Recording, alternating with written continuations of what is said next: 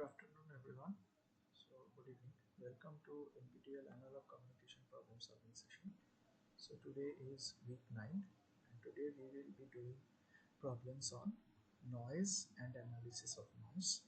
So, today we will first go through a few questions, and then we will go through the concepts as is needed, and then we will solve the rest of the questions.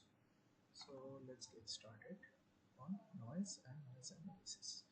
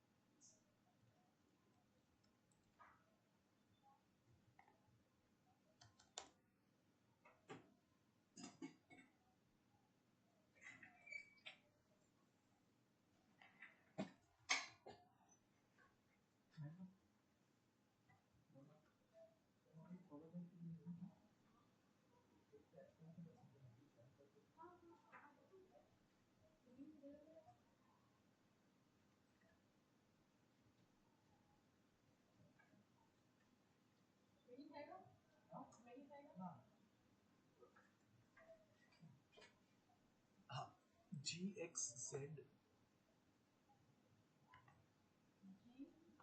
X EGDU AGDU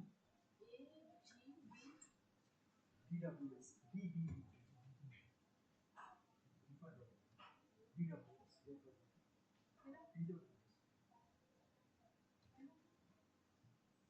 join करता है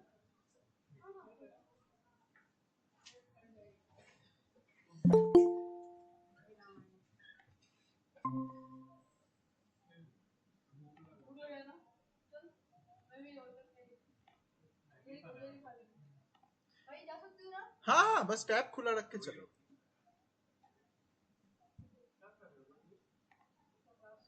okay so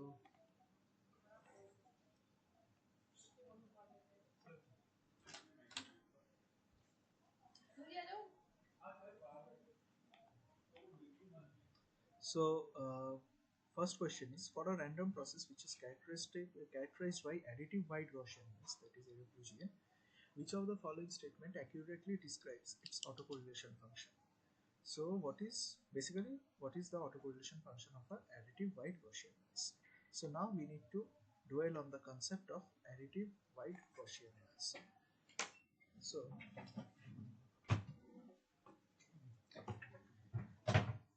give me 1 minute, I will connect the writing pad.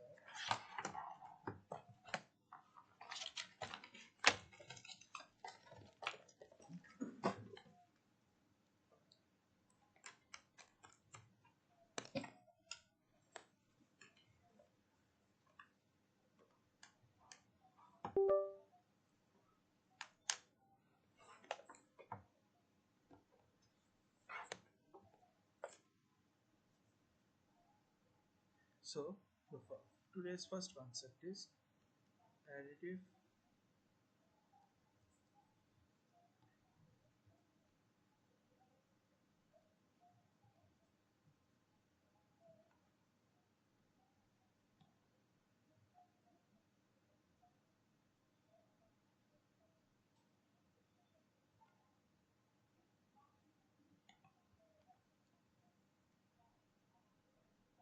write Gaussian noise. So a noise, what is first we need to go through these terms one by one. So what is noise? So if you want to transmit a signal x, say is equal to some 2 cos t or something like that, 2 cos t. Now when you receive, say you have x here, x is being transmitted. When you receive it,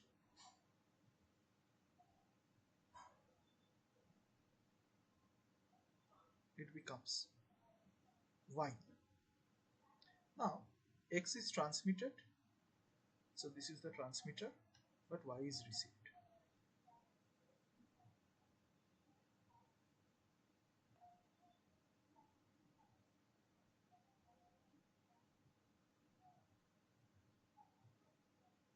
So x is transmitted, but y is received.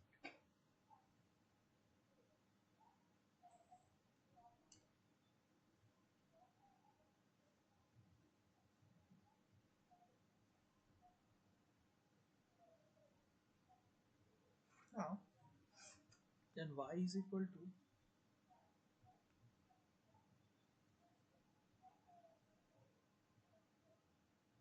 x plus w. So y is equal to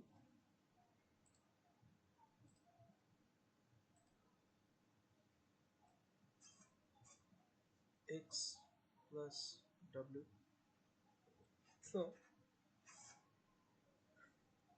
y, so you have transmitted x, but it may not always be the case that you will get x back. So you have transmitted x, but you have got something that is x plus w. Now this w can be positive, can be negative, can be anything. So you are not exactly getting x because it is getting corrupted by noise. So noise is any unwanted signal. Noise is any unwanted component, any unwanted signal or component of signal. It is any unwanted signal or component of signal. So this is the first term, that is noise. Now we come to the second term, that is Gaussian. So now we have a Gaussian noise. So this W, what is the value of this W? This W is random because the value of noise is not known to the designer. So noise is a truly random variable. So y is equal to x plus w. But even random variables follow certain distributions. So the probability distribution of these random variables follow a pattern. So this pattern can be uniform distribution, that is everywhere the probability is same, or it can be a Gaussian distribution where it can be a Gaussian distribution where there is a certain peak at the average and then it tapers down, the probability tapers down. So if this is the average mu, so the value of w is most likely to be at mu, but doesn't mean that w will always be at mu. It can be at other values. The farther it is away from mu, the farther less likely it is to be of that value. So this is basically Gaussian noise. So the main feature of a Gaussian noise is that mean is equal to mode. So the average value is also the most likely value. So here W will most likely take the value mu, but it might take other values, and the farther that other value is away from mu, the less likely it is to take on that value. So W, it is written as W is distributed as normal mu sigma. Now what is sigma? Sigma is basically the variance, and variance denotes how spread out it is. So there might be two Gaussian curves. One in which you are very likely to find the value to be mean or near mean, and very less likely to be anywhere else. So here sigma is, say, sigma 1, and another one you have where it is most likely to be in the mean but doesn't mean it is not there in other places. So it is also there in other places. So it is more spread out. The probability is more spread out. Still, you are most likely to get the value mu, but you are also very likely to get some value other than mu. But here, you are in case of sigma 1, your points, all the points, like if you to plot this distribution, if you take 1,000 points, those 1,000 points will be, most of them will be clustered along mu. So most of the points are most likely to be mu value to be mu or around mu. Whereas here it can be mu, it can be, it can have a good probability of having mu plus sigma or being mu plus 2 sigma or something like that. So here, since it is more spread out, this data point set has more variety of values. So it has more variance. So sigma 2 is greater than sigma 1. So this is how variance is defined. Now, when we say 1 sigma, 2 sigma, 3 sigma, like that. So 1 sigma means mu plus sigma here. 2 sigma means mu plus 2 sigma here. 2 sigma away from the mean, 3 sigma away from the mean. So it is shown that 99.6% of data points, if you take data points, 99.6% will be contained within the range mu plus minus 3 sigma. So if you take 1,000 data points, 996 of them are to fall, on an average will fall within 3 sigmas of the average. So it will collapse around 3 sigmas of average. Now you will have 99.96, I think, if you have 6 sigma, something like that. So the more sigma you increase, mu plus n sigma, the more you increase the value of n, the more likely all the points are to collapse around that particular mean. Okay, so this is Gaussian. Now we come to the point of additive and white. Additive simply means that the noise will be added to the original signal. It will not be multiplied, no, it will not be divided, nothing. It will just be simply added. So that is the part of additive Gaussian. So this is AGN, additive Gaussian. Now we come to the point of AWGN. So for AWGN, the additive Gaussian noise has to be white. Now what is white? White means present equally in all frequencies. Now white light, as you might know, is the composition of all the optical frequencies. Similarly, additive white Gaussian noise is present in all frequencies equally. So if they are present in some frequencies with a more dominant value as compared to other tones, then they are colored. But white means it is present in all frequencies equally. Equally being the key word here. There might be noises which might be present in all frequencies, but in a different magnitudes, for different tones. Then it will be a colored noise, not a white noise. So the frequency domain representation of a white noise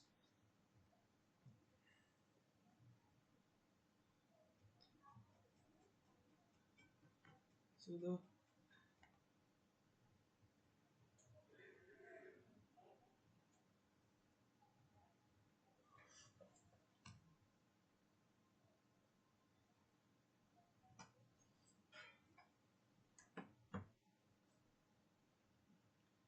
the frequency domain representation of white noise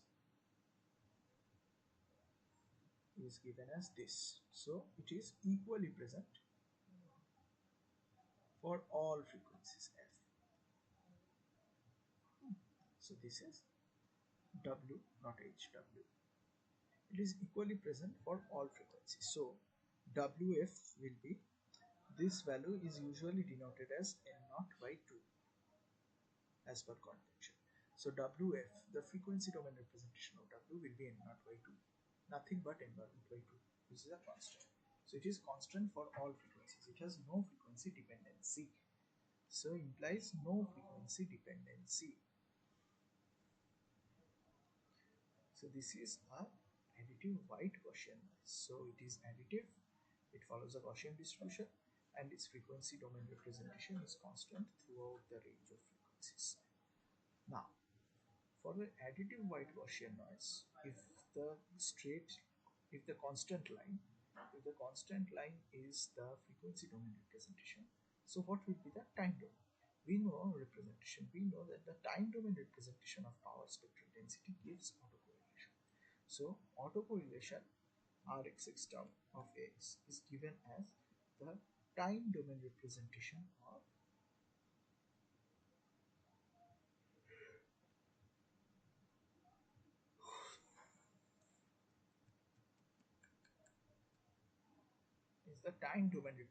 that is inverse Fourier transform of the power spectral density, which is given as Wf.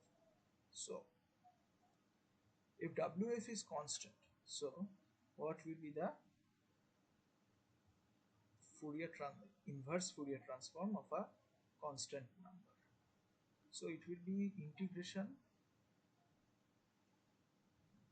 n naught by 2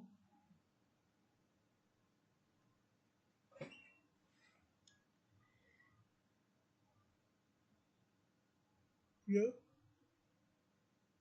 Instead of integration, we can just take the n naught by 2 outside. Fourier inverse 1. We know that 1 is the Fourier transform pair of delta. So delta t is 1. So it will be n naught by 2 delta t. So the time domain representation will be impulse. That is, Rx tau will be only present at tau equal to 0. Rx tau is only present at tau equal to 0.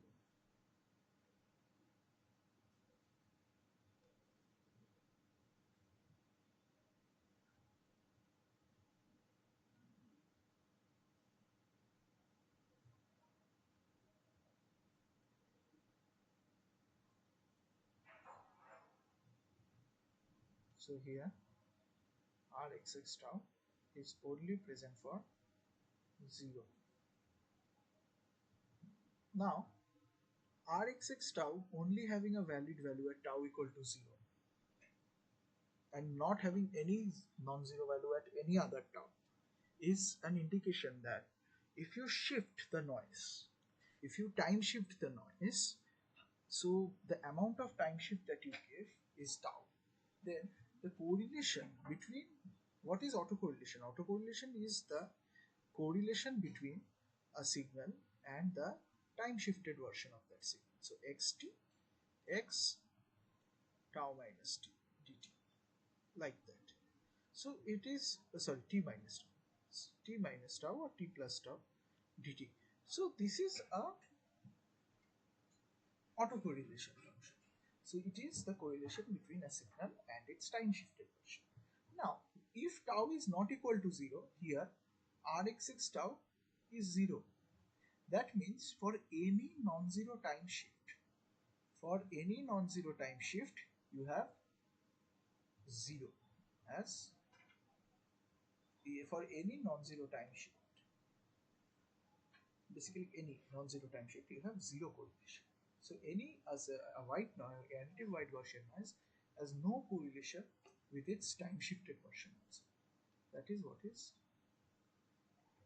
can be gleaned from this experiment, this derivation. So here we see that the now we come to the question: for a random process characterized by additive white Gaussian noise, which of the following statement accurately derives its autocorrelation? So its autocorrelation is a direct delta function. We don't need to look any further. So it is option A, direct delta function. Now, assuming perfect recovery of the carrier component is possible for both SSBSC and DSBSC signals, which of the following statements about their figure of merit is correct? So now we come to another concept. After AWGN, we come to another concept called figure of merit. So what is a figure of merit?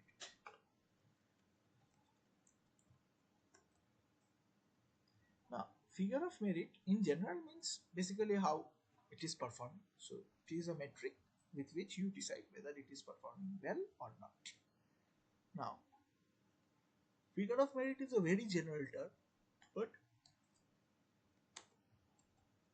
For communication systems, it is defined in a very particular way, and that particular way is that it is the ratio of the SNR at the receiver's output and the ratio of the at the SNR at the receiver input. So yes, so it is the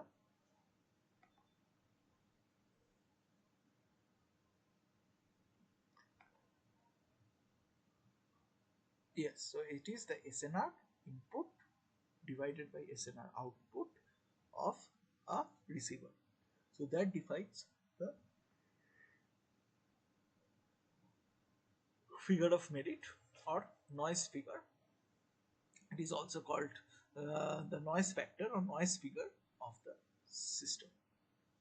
So it is just the ratio of the SNR outputs and input. Now we have to find the figure of merit of SSBSC and DSBSC and compare them. So we have to find the noise figure of SSBSC and noise figure of DSBSC.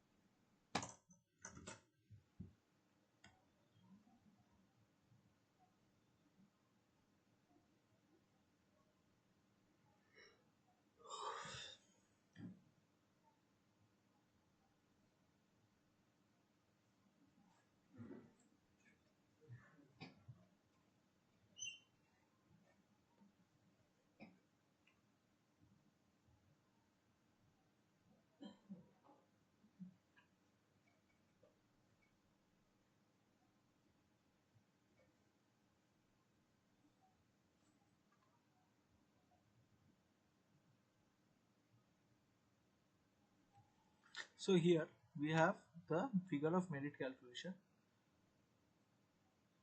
in SSBSC. So in SSBSC we use the Hilbert filter. So we have the message signal, then it is modulated to by SSBSC, then noise is added, then you have a filter, and from there you have a multiplier which multiplies it with cos omega ct, and then you have a low pass filter. So what is the input coming to this receiver? The input coming to this receiver is the input signal power is simply the signal power that is transmitted. So for SSBSC,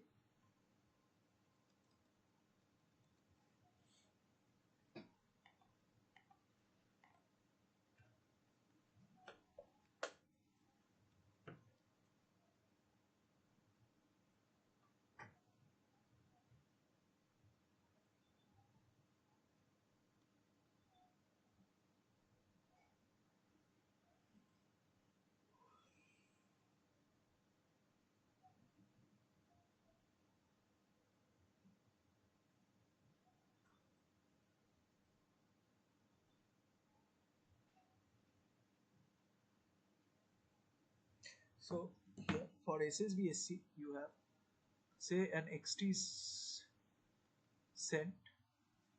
So SSBSC modulator. So this is noise figure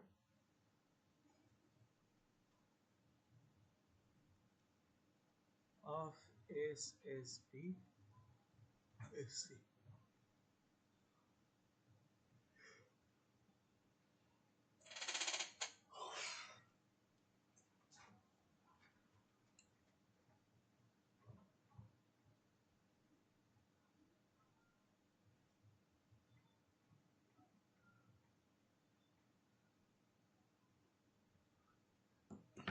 noise figure of SSBSC. So here you have a SSBSC modulator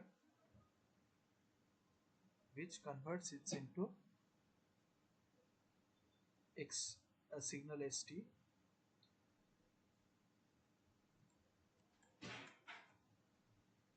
Now noise is being added to this.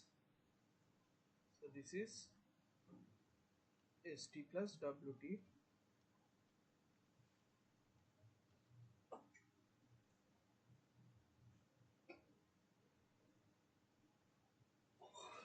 Now here you have a band pass filter, then you have a multiplier. This whole part is the from the band pass filter to the low pass filter. This whole part is the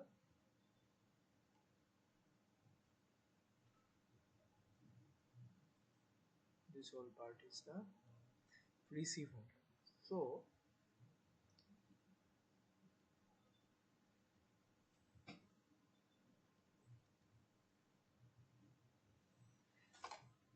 if this whole part is the receiver, then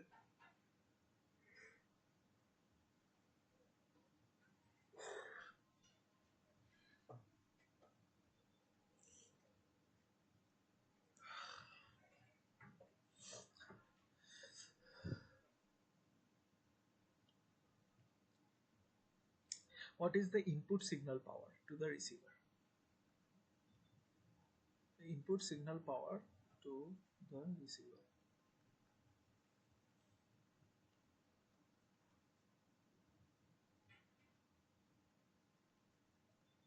It will simply be the ST, the power of ST, so S squared, something like that. And what is the input noise power? Input noise power is to the Rx is W squared. So, or you can writing it as S squared is not accurate actually.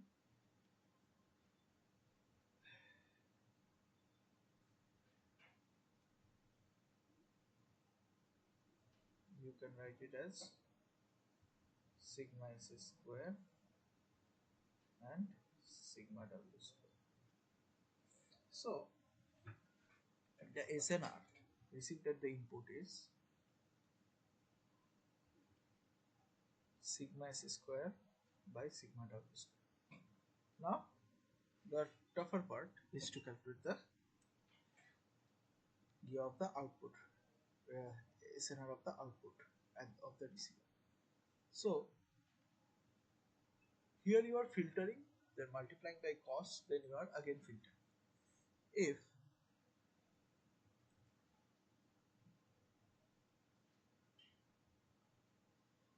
there is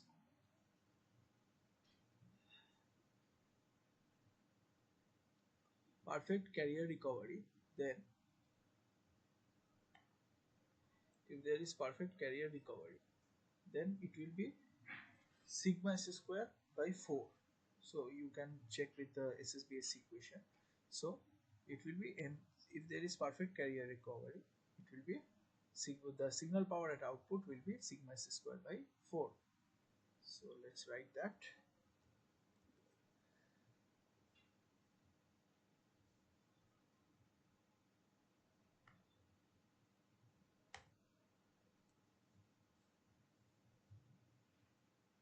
If there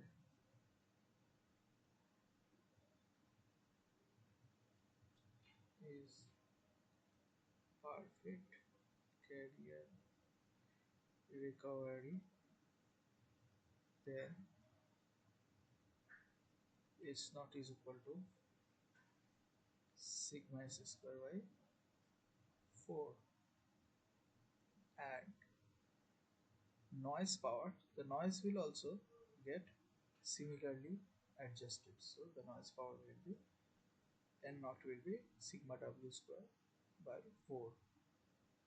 So the SNR at the output S naught by A naught will still be sigma S square by 4 by sigma W square by 4, which is sigma S square by sigma W square.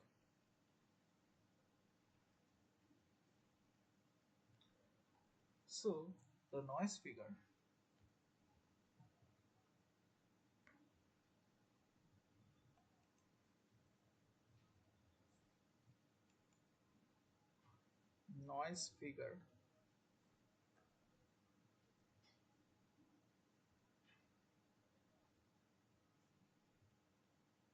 is equal to Si by Ni, the SNR at input,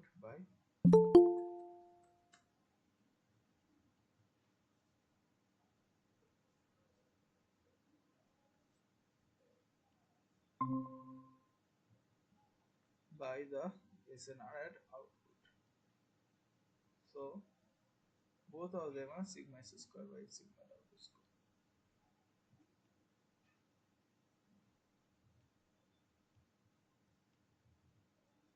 So 1. So this 1 means there is no SNR degradation at receiver. No SNR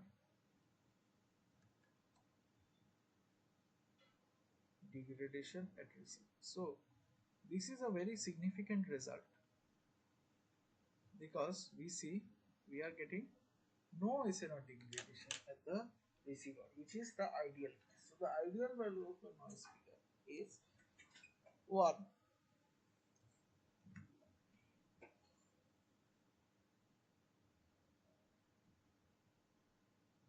Not the ideal value. In fact, if there is the ideal value of a passive receiver is 1. So if there is an active receiver, the signal might get boosted. But for a passive receiver, it is the best because it does not have any SNR degradation. Now, similarly, we have to calculate for DSBSC. Uh,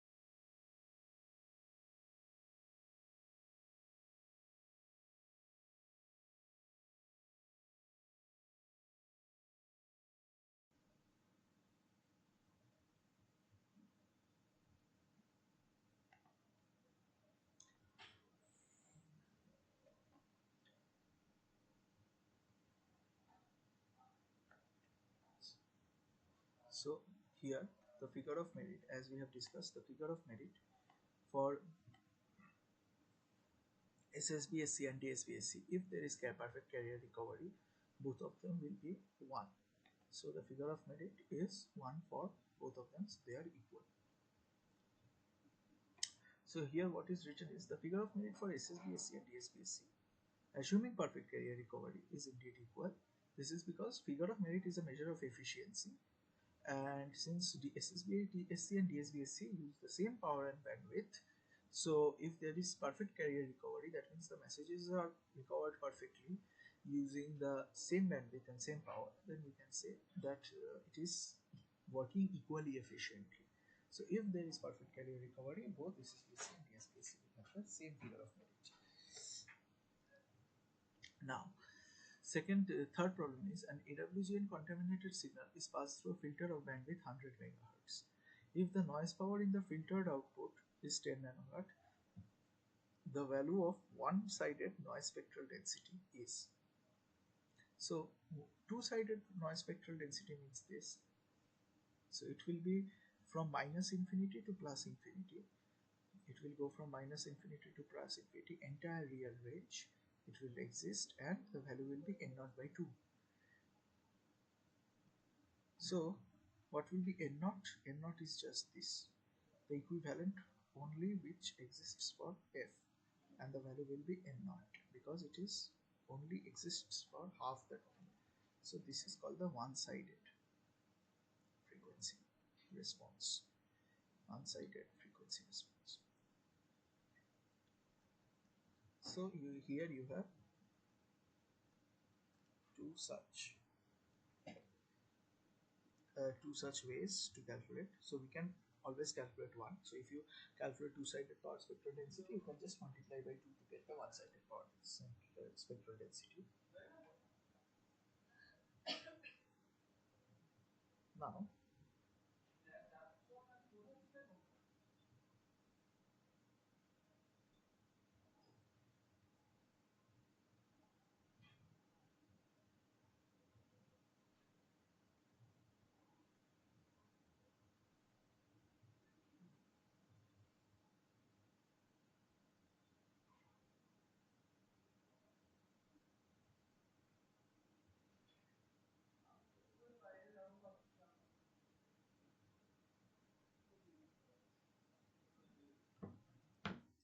so next, a filter of signal, AWGN signal, is passed through a filter of bandwidth 100 megahertz.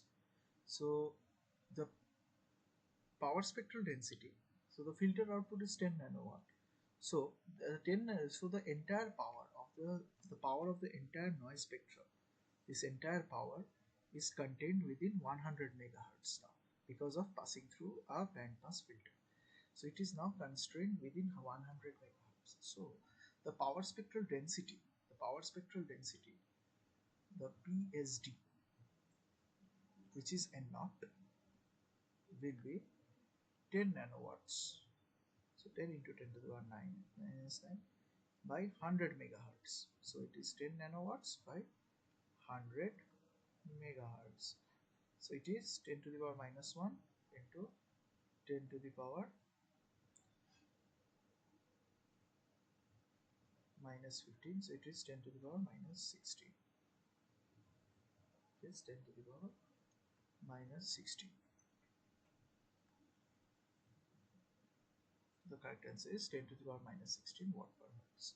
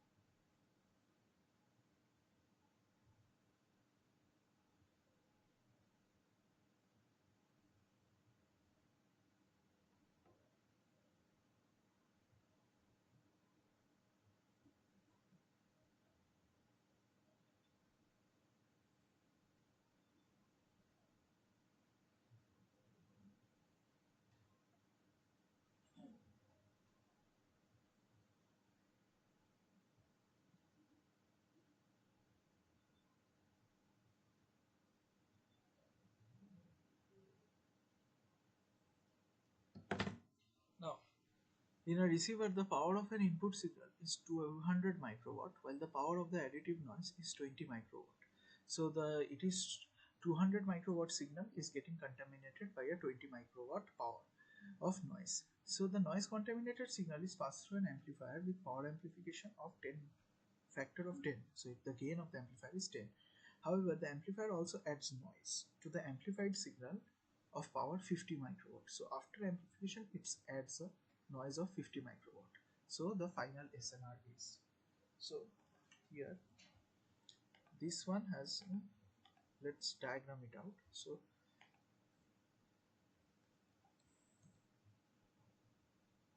here we have a signal of 100 microwatt, 200 microwatt, sorry, 200 microwatt. So we have a signal of 200 microwatt and a noise of 20 microwatt. So they are getting added. So they are getting added. So you have 220 microwatt. Now that is getting amplified by a factor of 10 by a amplifier. So the amplifier is again 10. So now it is 2200 microwatt. But it also adds a noise of, so it also adds a noise of 50 microwatt to the net signal. So if you break down this 220 microwatt, the 2200 microwatt, it has 2000 microwatts of signal and 200 microwatts of noise. So the signal gets amplified by 10, so 2000, and the noise get amplified by 10, so 200 microwatt. So finally it has 2000 microwatts worth of signal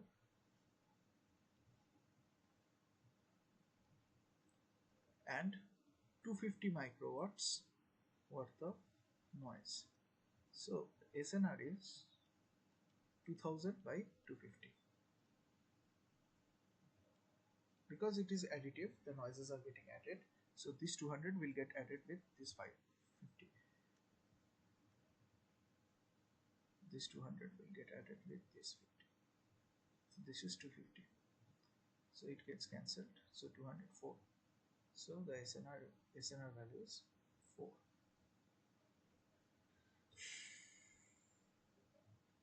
Sorry, not 4. Sorry, 8. 8. So the SNR is 8.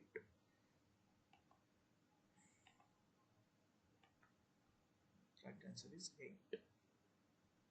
Option B. Now, fifth question. Consider a bandwise noise defined by nt equal to alpha nit plus cos omega ct plus beta nqt sin omega ct. So the noise is getting divided into I and Q samples. Like communication signals, the noise is also getting divided into I and Q samples. The I samples are given by Ni and the Q samples are given by Nq.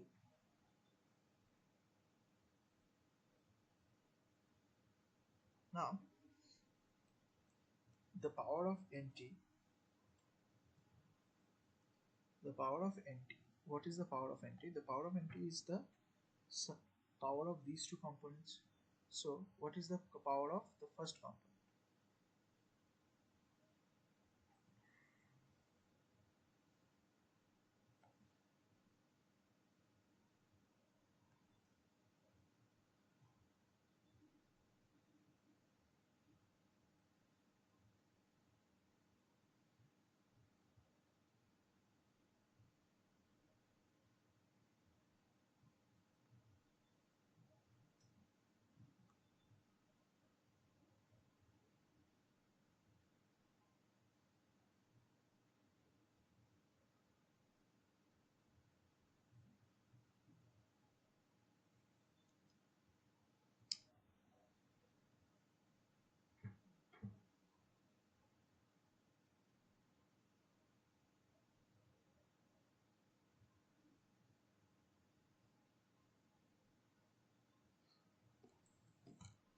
So here we have to calculate the power of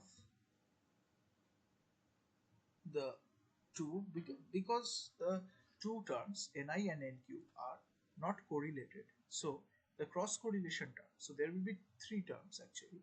One will be the power of ni, one will be the ni square, so another will be the power of nq, which is nq square, and another will be, because we are doing a plus b whole square. So see, let's demonstrate this for effective.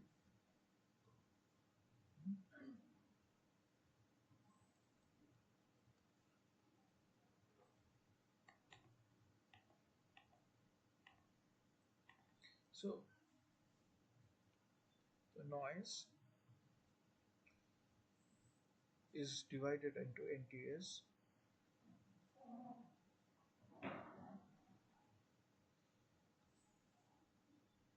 Alpha NIT cos omega t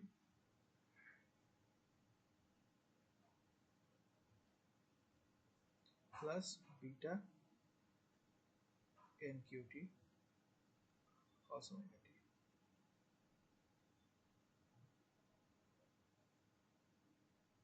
So if you take a square, it will be alpha square Ni square t cos square omega ct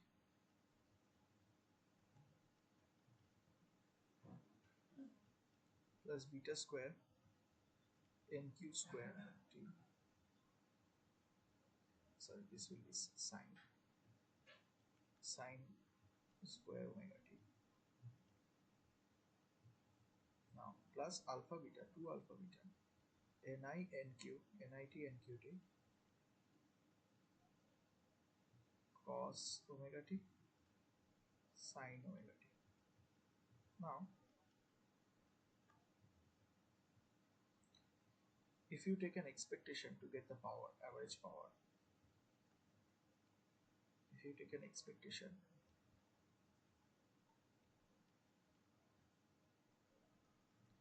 so this one is instantaneous power, this one is instantaneous power. So to get the average power, you just take an expectation.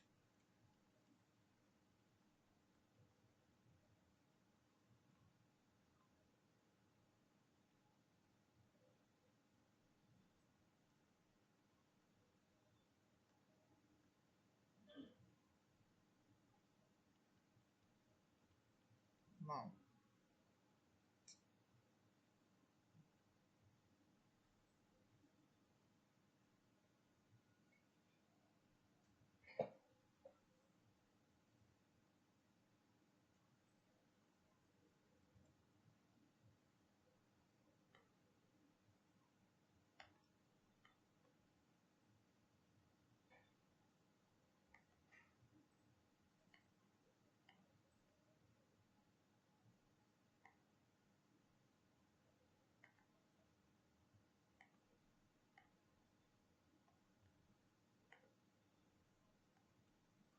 plus 2 expectation alpha beta NIT NQT NIT NQT cos omega t sin omega t.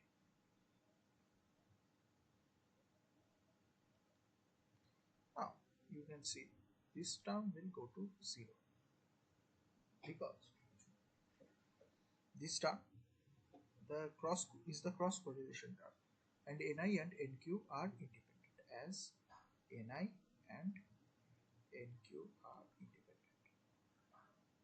So you have alpha square, the power of Ni, so Pni, and the average of cos square omega t is half. Similarly, beta square Pnq by 2. So that is the final answer. Now let's see. So if both of them have the same power P, so you can just take P as common, P by 2 alpha square plus beta square. So the final answer is P by 2 alpha square plus beta square, which is option A.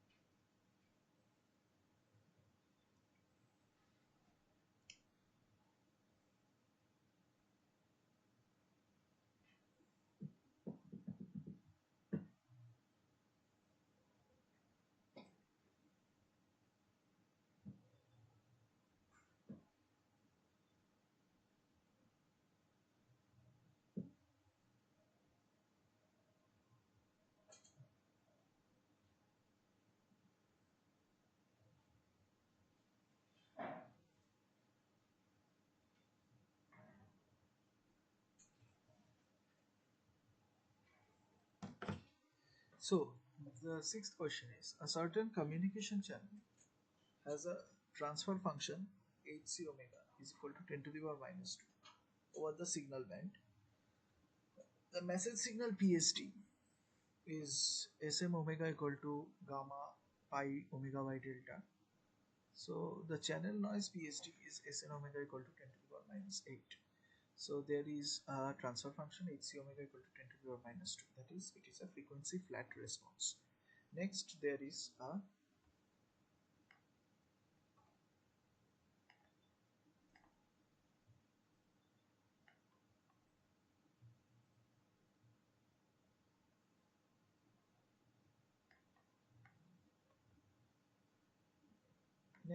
a input signal which is gamma into rectangular, pi means rectangular, omega by delta, and the channel noise is 10 to the power minus 8, and the channel noise PSD is 10 to the power minus 8, which is again frequency flat, and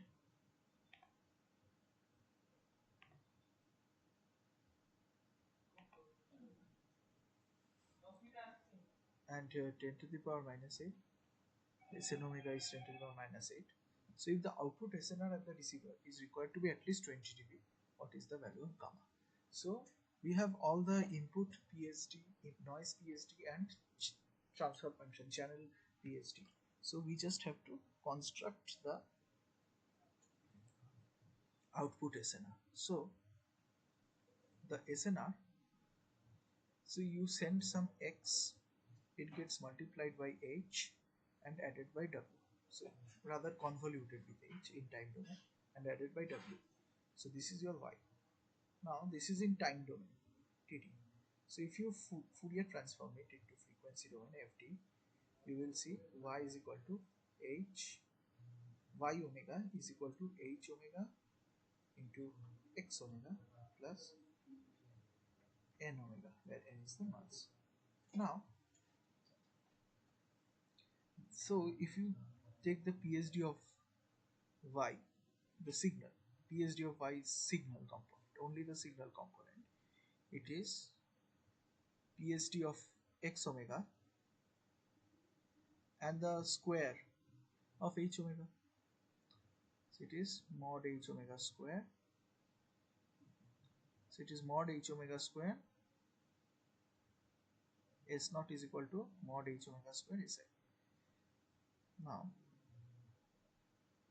this means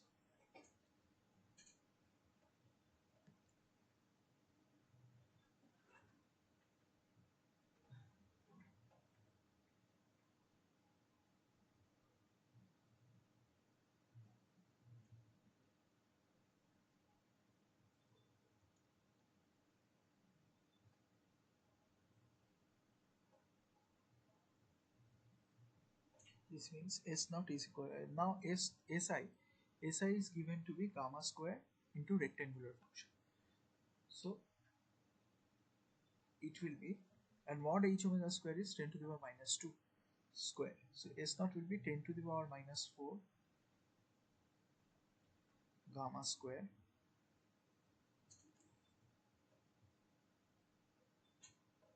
into the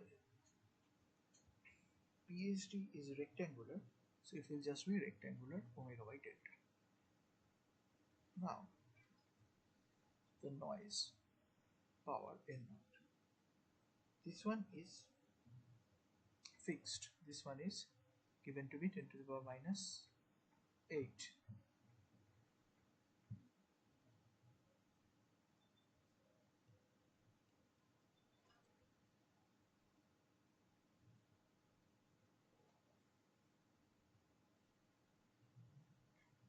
Now the noise SNR at output S naught by N naught is supposed to be 20 dB. So 10 log S naught by N naught has to be to the base 10 has to be 20 dB.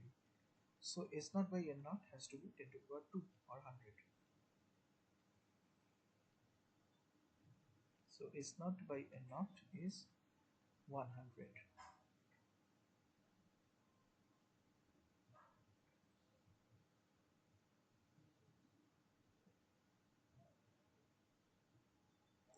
sorry, this will not be gamma star, this will just be gamma, because the PhD is given to be gamma rectangular. So 10 to the power minus 4 gamma into 10 to the power minus 8 is equal to 100. Now this into rectangular delta by omega. Now rectangular delta by omega within the range will have a value of 1. So within this range, as long as it is within the range, if it is outside the range, it will be 0. So we assume it is within the range of the rectangular, bandwidth of the rectangular. We can say this will be 1. So it is 10 to the power minus 4 gamma by 10 to the power minus 8 is equal to 100. So gamma is equal to 10 to the power minus 2. So 0.01. So finally the answer is gamma is equal to 10 to the power minus 2. So 0.01 is the correct answer.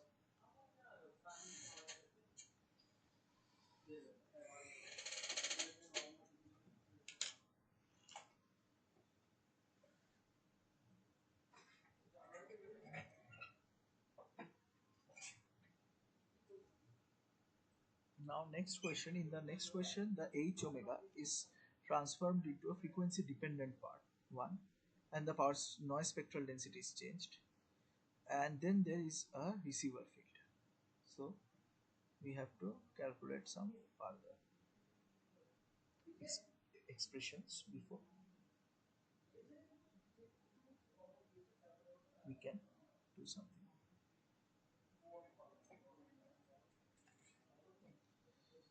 So if anyone wants to try this question, they can try for 3 minutes, then I will start the solution.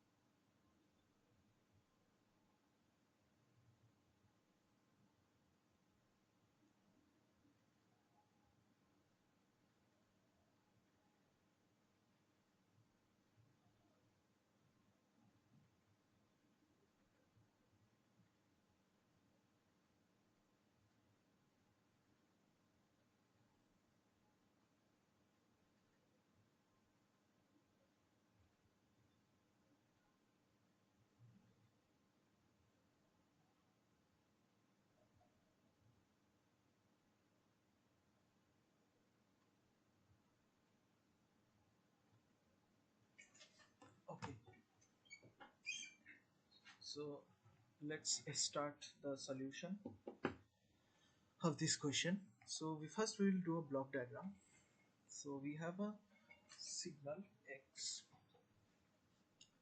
which is given to be having a PSD of gamma delta omega delta by omega.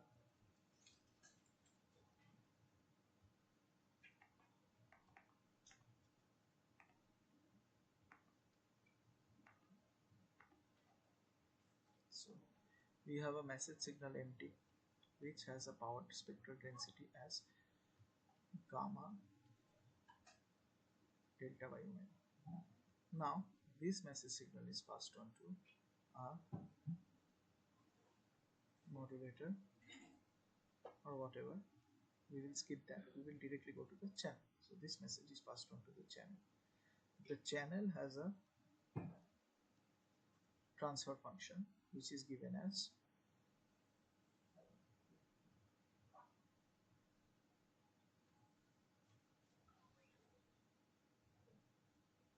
ten to the power minus 3 by j omega plus alpha.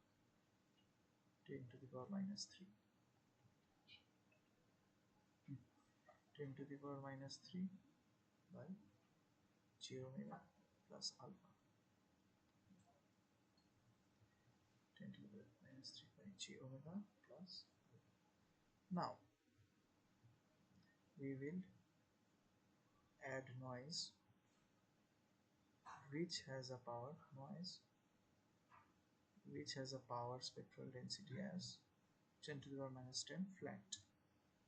So it is AWG. Next, to compensate the effect of the channel, we have given a channel equalizer. It is called the equalizer. So it or compensation filter. You can write equalizer. This equalizer exactly doesn't have the transfer function, but a certain different transfer function which is HD omega, and that is given as j omega plus alpha by rectangular omega j omega plus alpha by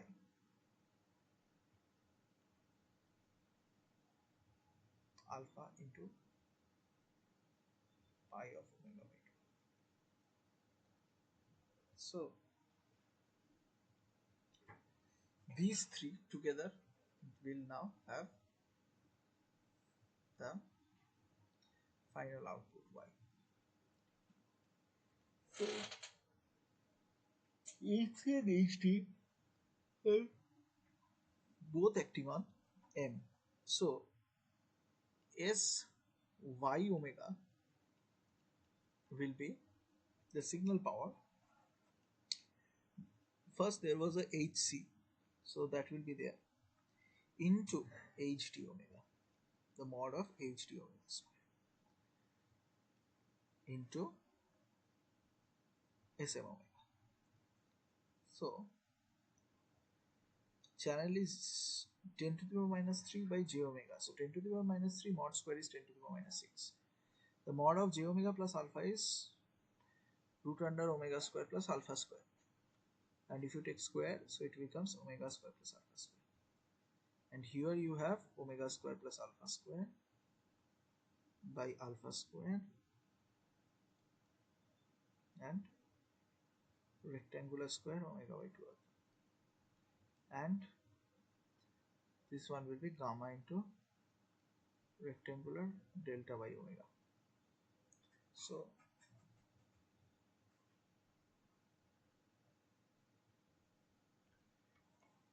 now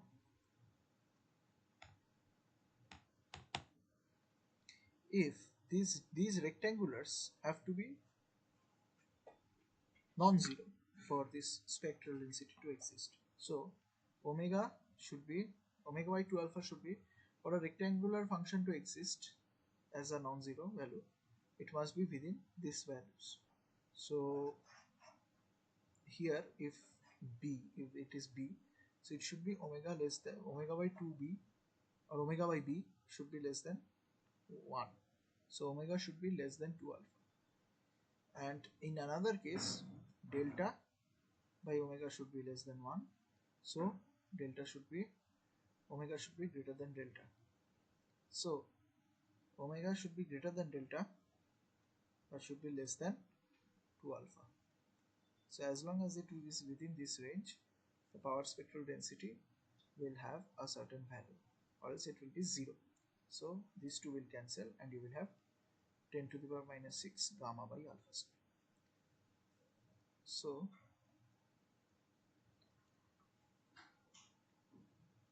the noise power will always be same. What matters is the signal power.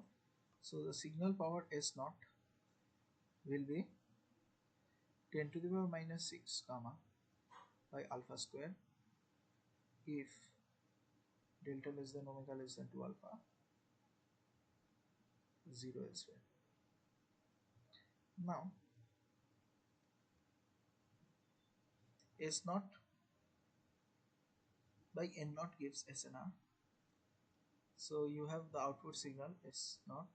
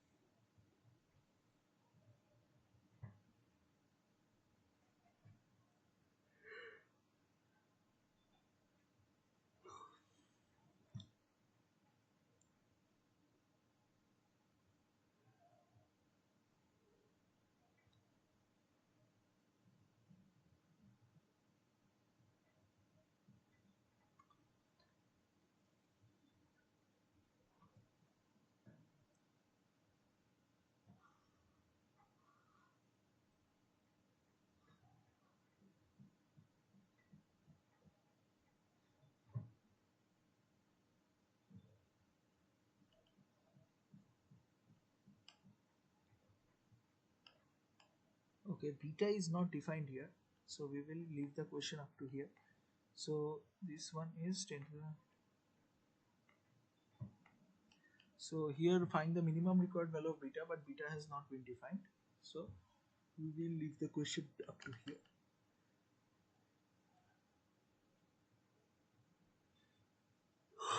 Now in DSB-SC modulation system, if the carrier frequency is changed while keeping message bandwidth and average signal power constant, how does it affect output SNR?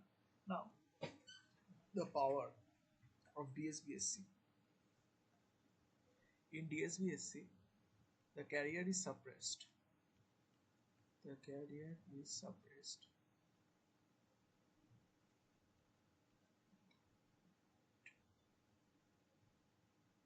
Hence,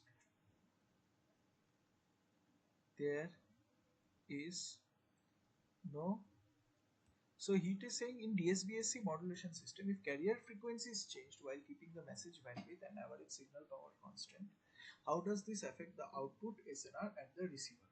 So in DSB-SC, the carrier is suppressed, hence there is no receiver. Sorry, carrier is suppressed, so there is no power component of carrier.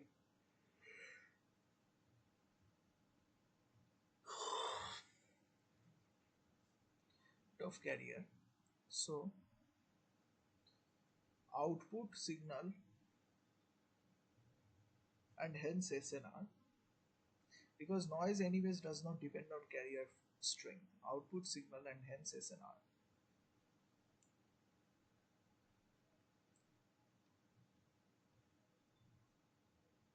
does not depend on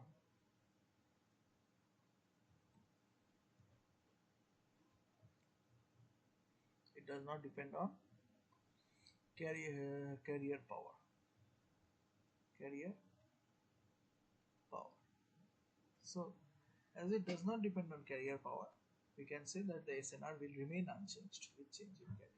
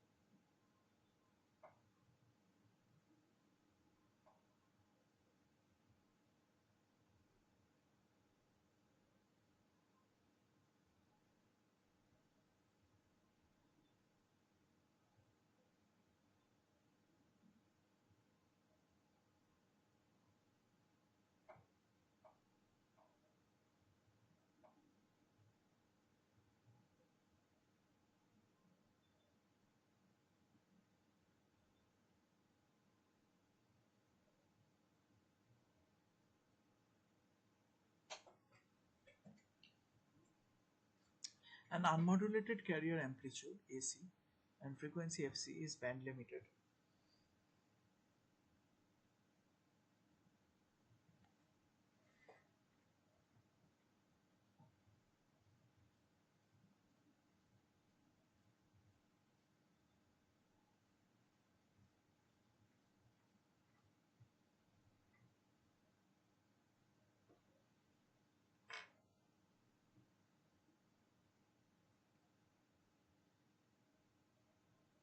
An unmodulated carrier of amplitude AC and frequency FC is added to band limited white noise and passed through an ideal envelope detector. So an unmodulated carrier, so basically a sinusoid, is added to a band limited white noise and passed through an ideal envelope detector.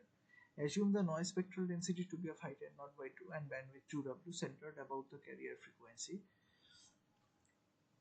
So the noise here is not white, it has a certain bandwidth and it is centered around the carrier frequency Fc. So it is flat along the bandwidth 2W and centered at Fc. So it is from Fc plus W to Fc minus W. The output SNR for the case when carrier to noise ratio is high. So a carrier is added to a band limited white noise and passed through an envelope detector. So it will detect the envelope or amplitude of the signal. And the noise spectral density is a rectangle of bandwidth 2 by 2W and height n naught by 2.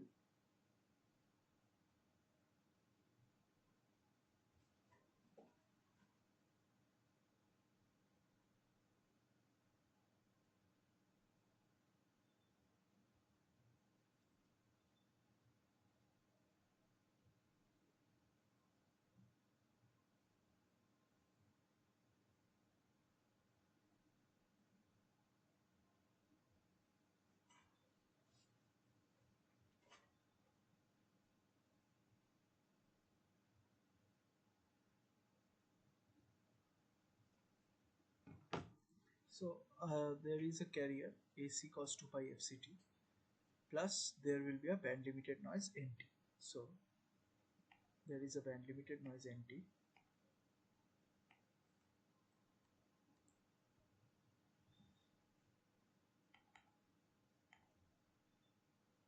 So you pass a unmodulated carrier AC cos 2 pi FCT with a band limited noise NT.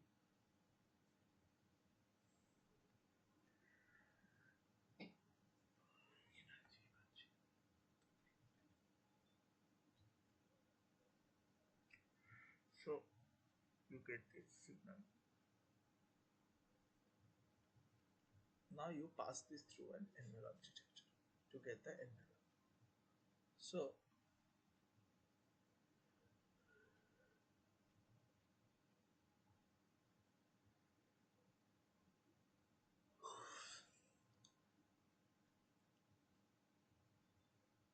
the noise signal, if it is complex, will have two parts, Ni and Nq.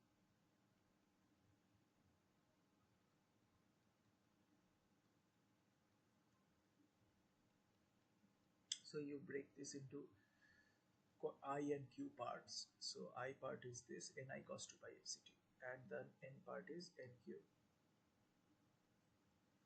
T cos sine 2 pi FCT. So this will be AC plus NIT cos 2 pi FCT plus NQT sine 2 pi FCT. So the envelope will be root under AC plus NI T whole square plus NQ square T. Now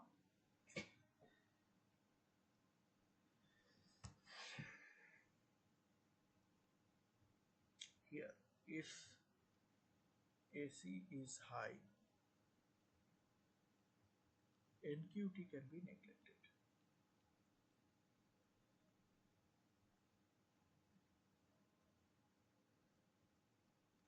because NQT is getting added as a square. So if NQT is small, then NQT square is even smaller. So this will be a very insignificant term compared to AC square.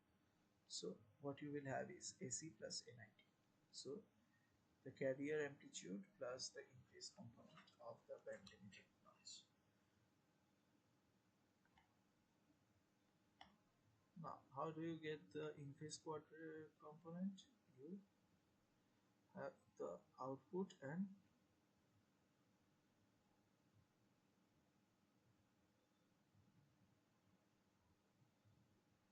so here you have two parts. After passing through an envelope detector, final output is AC plus NIT, and there is no DC blocker, so AC does not get blocked. So final output is AC plus NIT, which does not have any no DC blocker. If there was a DC blocker, the output would simply have been NIT. So AC plus NIT now.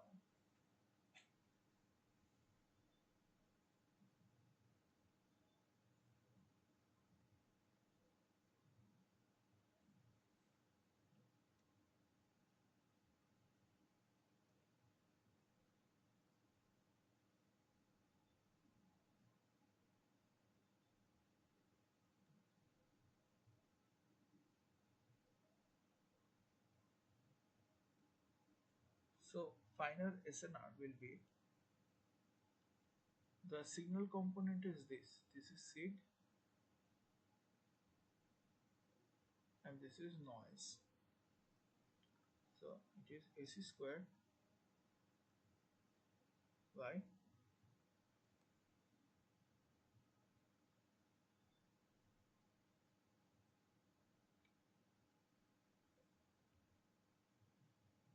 now what is the power of the noise? The power of the noise is 2 into N naught by 2 into 2W. So it will be AC squared by 2 N naught W. That is the final answer. AC squared by 2 N naught W.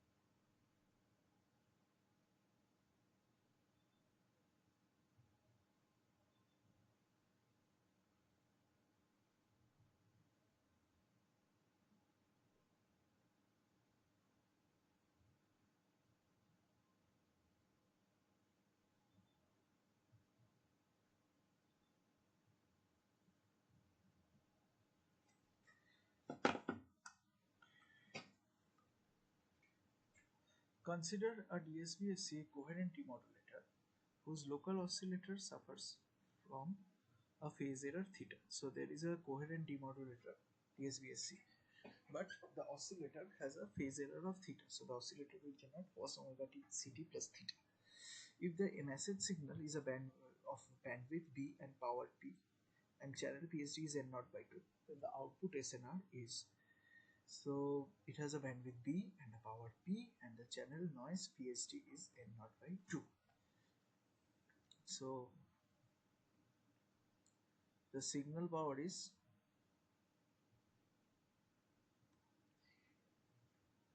p cos square theta by 4 and noise. So here the MT is a signal of bandwidth b and bandwidth power p, and channel noise is PSD is n naught by 2.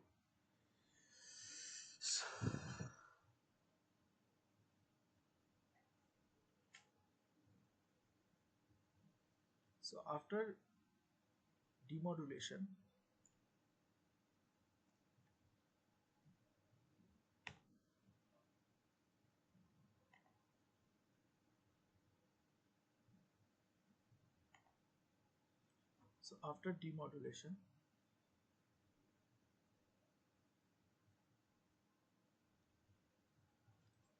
xt will be is equal to half of mt cos theta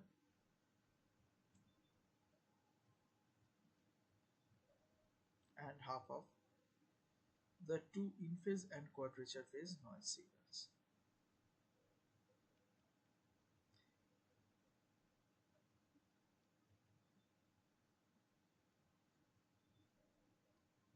So if this is known, then this is the noise, this part is the noise,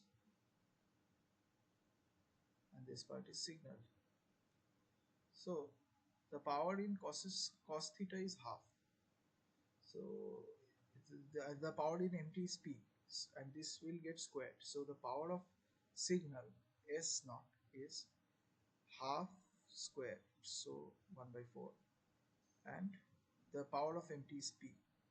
The power, it is the cos theta is also getting squared, so it is P cos square theta by 4. And noise power, no matter how it is represented, noise power is n naught b by 2, because it is n naught by 2 constant over the bandwidth b. So the SNR is P cos square theta by 4 by n naught b by 2. So P cos square theta by 2 n naught b. That is the correct answer. So that answer will be P cos square theta by n2 n naught b. So the correct answer is option C. So that concludes today's class on noise analysis,